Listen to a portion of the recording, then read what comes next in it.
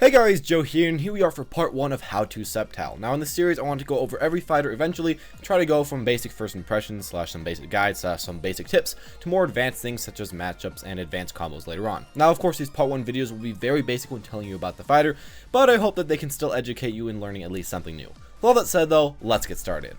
So firstly, let me get started off by talking about my first impression of Sceptile in a kind of bullet point style of list. So the first thing I want to say is that I feel like Sceptile is in general a pretty good fighter and is at least pretty good at everything, which really makes him have not way too many innate weaknesses. Now he may not be the best at far range or the best at very close up, but generally he can pull all of these off at least somewhat, and that's one of the great things about Sceptile and what makes me like him so much. He's pretty good at pretty much everything. Of course he does do very well at middle range, but he does okay at everything else, which of course is pretty nice. As well, for something else that kind of makes him decent versus everyone, he has some very nice healing in his kit. He has maybe 3 to 4 healing moves, somewhere around that. Now they aren't the best healing moves in the entire game, and they don't do, the most damage, but at the same time they do give you some health back, and they do make you do at least decent in every single matchup, because the simple fact that you can give yourself a little bit more HP. That works in pretty much every matchup, and his healing moves in general just do work versus almost everyone, making him do pretty well against the majority of the cast.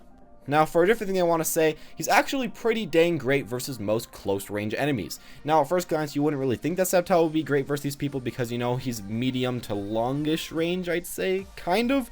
So you'd think, when they get in close range, they can do very well versus him.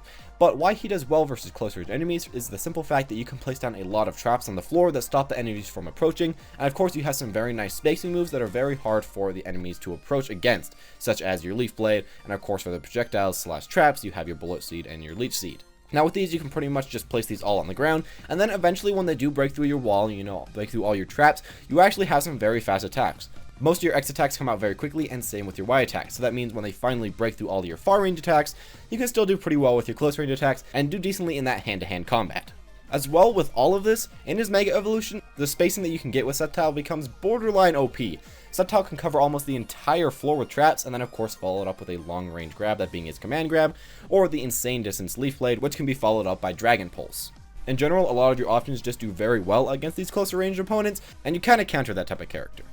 As far as his field mode goes, I'd say that it's actually pretty dang hard to play, as opponents can just very easily run around your traps or just back up, and there's really not way too much you can do other than jump and press Y and hope that your leaves will just suddenly hit them. While on the other hand, when you are in duel mode, your traps become a lot more useful, and you become a lot more useful as a character. As well, in his field mode, he doesn't have the most range in the game, and he isn't really the best at going in, so it can be pretty hard to fight long range enemies. Finally, I'd like to talk about his burst mode and of course his burst mode attack, and I feel like this is a very good attack if you can use it in tandem with your plants that you got to place all over the field earlier, and if you use this in tandem with your plants, a lot of the time you'll be able to get yourself a free burst because they are stuck onto your plants. Also, there's the fact that your burst attack has a huge hitbox horizontally, and in general, it's pretty dang hard to dodge when you are the opponent. Now the only problem about this burst attack is that these positives only really apply to the duel phase, as if you are in the field phase, your attack becomes a lot harder to hit as you lunge straight forward, and the opponents can go left, right, up, and pretty much go any direction and dodge it. And in the end, I'd say just save your burst attack for the duel phase, as in the field phase, it can be quite hard to hit. Now we're going to be out of my first impressions and talk a little bit more about the basic playstyle of Sceptile and kind of what moves I thought to be very strong of Sceptile. So, to begin, I'd say that he is a very middle range fighter, meaning that he has a lot of tools to space and a lot of longer range attacks, but they don't hit all the way across the map like some of the other fighters in this game. Instead, they go at a middle range, they go decently far, but not the farthest. As well, a lot of these different attacks take a while to actually start up, so they become very nice traps long term, and they can work in tandem with a lot of your other attacks. What this all equates to is that Sceptile has to think a lot more about the future, and he has to plant his plants where he thinks the opponent is going to be going in the future, or he just has to put them down and then attack after the plants have started up. You kind of have to think a little bit in the future, and at the same time you'll have to space into where you think the opponent is going, not where they are, in order to use his projectiles to the max. It's a little bit hard to think about, and of course they don't have the most range, so it's a bit hard to actually place them where you want them, but at the same time they do have a lot of effects that they do produce, so you really just have to figure out how to use them effectively, and once you learn how to use them effectively, they will of course be very effective. Now let's talk about the field phase and the duel phase in particular. So for the field phase, I'd say that Sceptile has to mainly focus on trying not to get hit, as he also has to try to get close enough to the enemy to use his Bullet Seed and his Leech Seed in order to space them.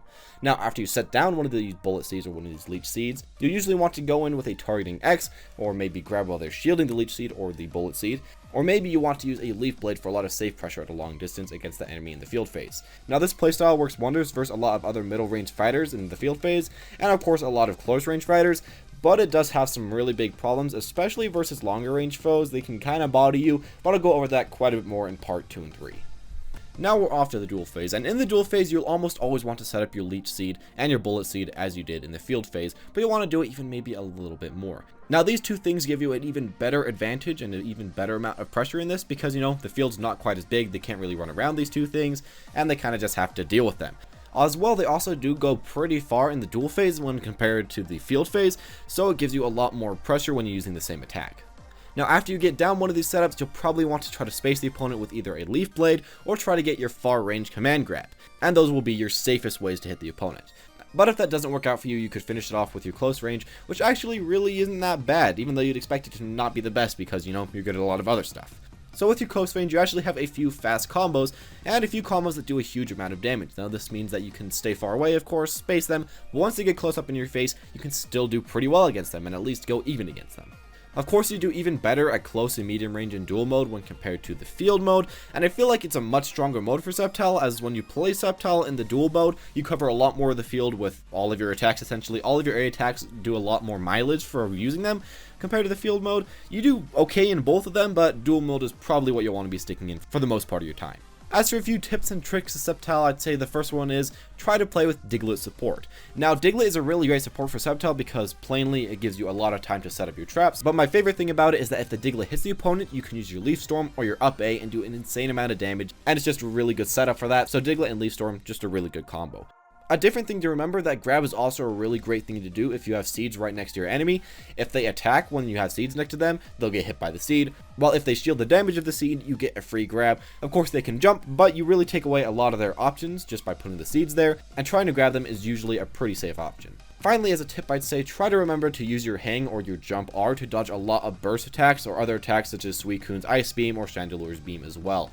Don't forget this move, as it is a very handy tool. I seldom ever see it actually used in battle, but it has a ton of usages, such as just putting yourself up there and getting a perfectly spaced leech seed, so I'd say try to use it quite a bit more in battle if you haven't already been using it. Finally, how strong is Sceptile? And I feel like Sceptile will always be a pretty strong fighter in this game, but I don't really expect him to ever be the best at Pokken Tournament. He's quite good at a lot of stuff, but he isn't the fastest or the most powerful, so he can't really be OP, at least by what I've seen so far. I'd say that he does have a lot of room to grow though, and that he is a great pickup as a main, and I really could see him being a really cool technical character in the future and just do really well in tournaments if people can pull off his traps well. And that's all I really have to say in this first part of the guide. It's really not way too in-depth, this part of course, but I hope that you learned at least something very basic about the character. Now of course there will be a second and a third part of this guide in the future, and they'll be a lot more in-depth than of course they'll be for every character. With that said, I'll make part 1 videos for every single character, and as soon as all the part 1 videos are done, I'll go into part 2 videos and part 3 videos. Now of course I had a lot of cuts in this video because I'm still not really used to talking about Pokken, but hopefully in the future videos there'll be a lot less cuts and it'll be a lot more fluent and just have better content within it, so just kind of wait. I'm going through a little bit of growing pains in this game and commentating of this game, but I hope that you'll still enjoy these videos anyway. Now as well with all these videos, I also do want to upload matches with these fighters soonish after I finish making a guide with them, be it ranked battles or YouTuber battles or anything else, so do expect those in the coming future.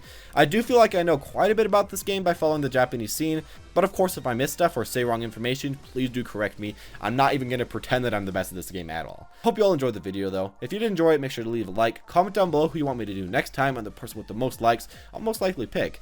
Thank you all for watching though. Press that subscribe button if you enjoyed the video, and tell me how I can improve this series. I want to make it as good as I can. Of course, this is my first video that I've ever really made about Pokken. That's an actual guide about it, so probably not going to be my best guide, so sorry if you're coming here after like a few months of me making Pokken guides. This one will probably be a little bit below par, but hope you still enjoyed. Thank you all for watching, and I'll be seeing you all next time.